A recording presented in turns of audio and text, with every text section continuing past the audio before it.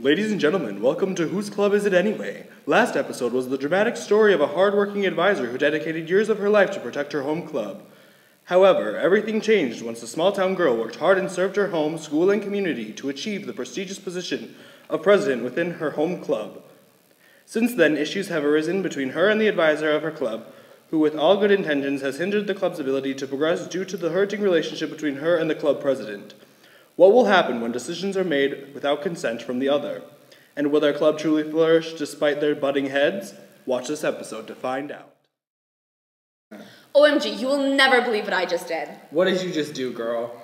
I just booked Beyonce to sing at our next club meeting. You what? No way. Yes way. I mean, we don't have nearly enough on our budget to cover the expense, and it was kind of an impulse decision.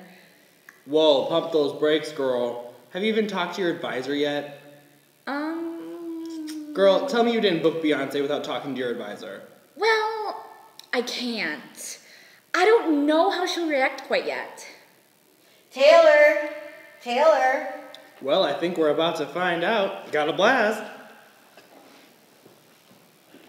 Taylor, Oh, God! can you put the phone down, please? I need to know why I got a bill for $25,000.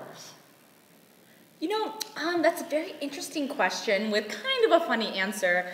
You see, I kind of booked Beyonce to perform at our next club meeting in an attempt to get more members. You did what, Taylor? Yeah. Oh, Taylor.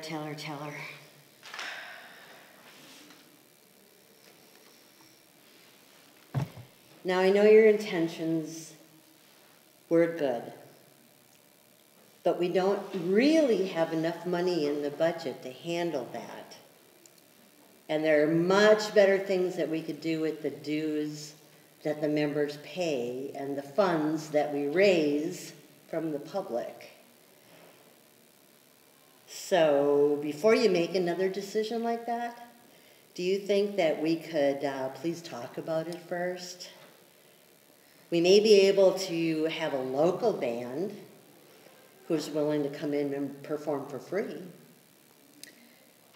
But having Beyonce perform, it's just a little bit much for us to cover.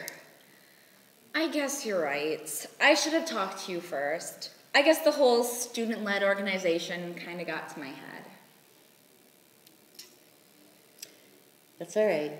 Key Club is student-led, but that doesn't mean that you can break the bank. So as your advisor, I'm going to encourage you to lead, but from time to time, I'm going to still need to say no to a decision that violates school policy, breaks the bank, or is something that is not in our bylaws or policies. You're right. I'm sorry, Kathy. Let's make an agreement to never make decisions unless we consult each other first. You've got a good deal going there, Sistato.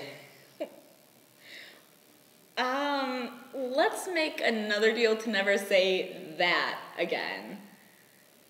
All right.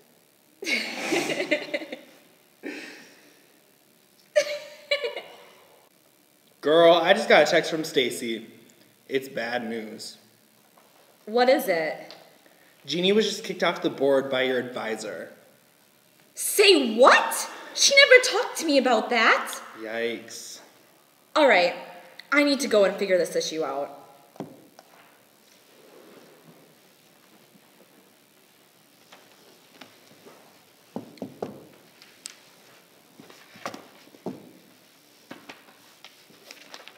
Kathy, is it true that you kicked Jeannie off the board?